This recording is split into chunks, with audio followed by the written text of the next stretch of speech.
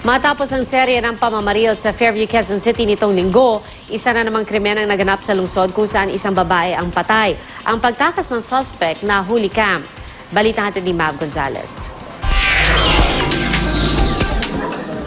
Malapit mismo sa kanyang sariling bahay sa Barangay Paltok sa Quezon City, binaril hanggang sa mamatay si Marisa Sudario pasado alas 5 ng hapon kahapon. Kwento ng kanyang anak, nagmamadyong daw ang kanyang ina sa looban kasama ang mga kaibigan nito nang dumating ang sospek. Pagpasok niya, nagkasa siya ng baril, tapos nakita po yung nanay ko. Tumakbo na po si mama. Tapos binaril na siya, tinamaan siya. Tapos tumob na siya dyan.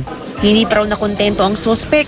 Nilapitan pa ang biktima at pinagbabaril pa ng 2 beses sa ulo.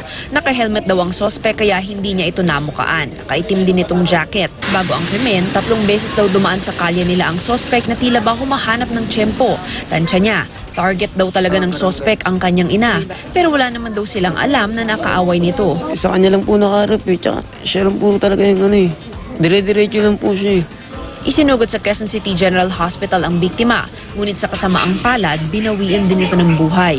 Tumakas agad ang sospek sakay ng isang dilaw na motorsiklo. Nakita pa sa CCTV ng barangay na nagmamadali umalis papunta sa direksyon ng Baler Street. Tinutugis na ng mga pulis ang sospek at patuloy na iniimbestigahan ang motibo sa krimen.